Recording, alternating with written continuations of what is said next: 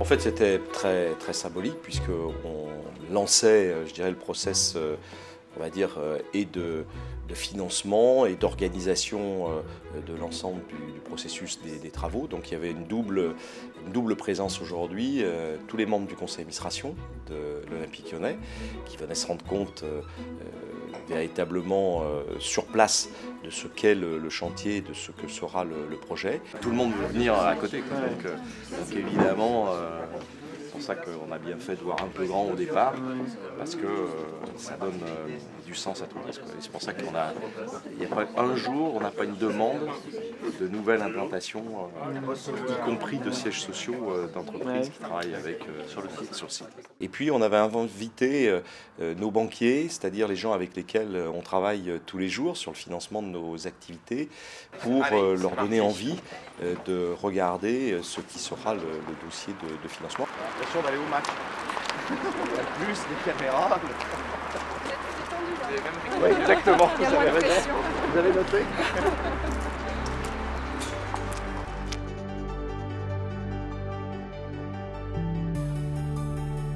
La bienvenue.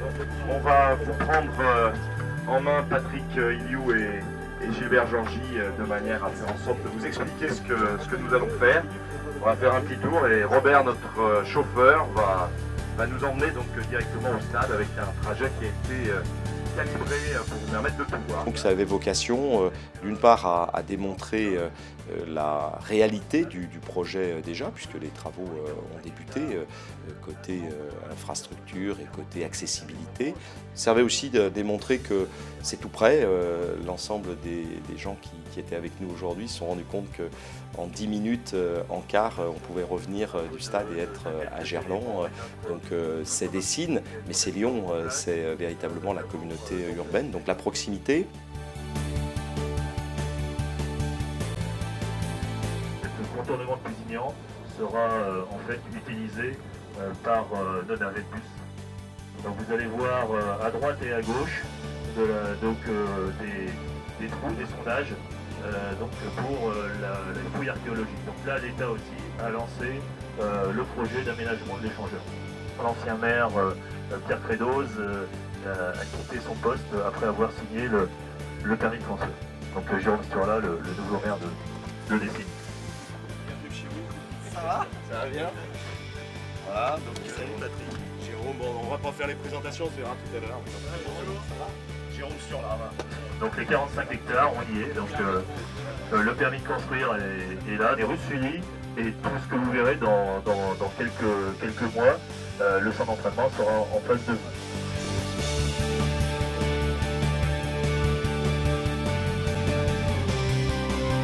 Choix qui ont été faits de parcs relais, qui sont des parcs modernes, eh bien on a non seulement la possibilité de faire en sorte de faire venir en très peu de temps beaucoup de monde sur le site, mais aussi de permettre à ceux qui auront besoin d'être sur le site d'avoir aussi des parkings sur le site, près de 7000 parkings. Donc véritablement de se rendre compte que la conception de l'ensemble de cette infrastructure et de tout ce qui sera autour, eh bien, relève véritablement d'une imagination positive et productive, et qu'on n'a pas fait les choses sans y avoir longuement réfléchi avant.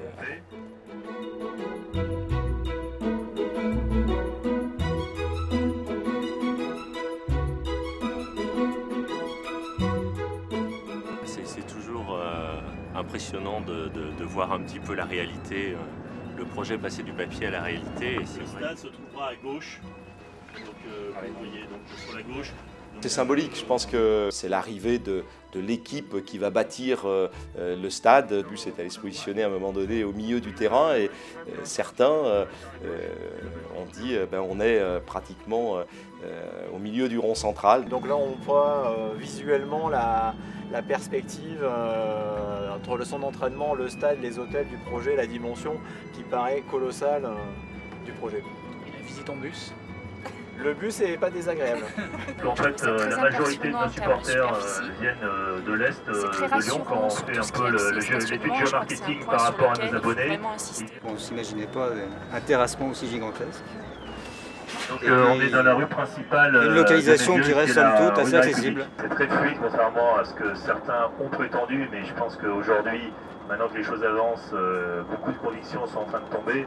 Ce qui m'a vraiment surpris, c'est beaucoup plus accessible que ce que je pensais. Et ce qui m'a surpris, c'est de voir l'état d'avancement des travaux. Je ne pensais pas que vous en étiez là. Pour moi, c'était encore une terre vierge. Vous voyez que les travaux ont largement avancé et qu'il y a beaucoup de personnes qui ont travaillé sur le sujet. Je dirais que ce que j'ai vu correspondait à ce que j'attendais, c'est-à-dire situer le stade par rapport à son environnement, voir les infrastructures, aussi bien route qu'effectivement tram, parce que je pense que ça va être important, et puis voir comment il s'inscrit autour, dans quelque part les deux communes qui vont être touchées. Donc non, ça permet d'avoir une bonne idée générale de l'emplacement. Le bus de l'OL des joueurs, avec ce côté mythique, et puis cette découverte du terrain avec un bus qui rentre jusqu'au milieu du rond du terrain central. C'était quelque chose de tout à fait intéressant et l'imagination a beaucoup travaillé cet après-midi.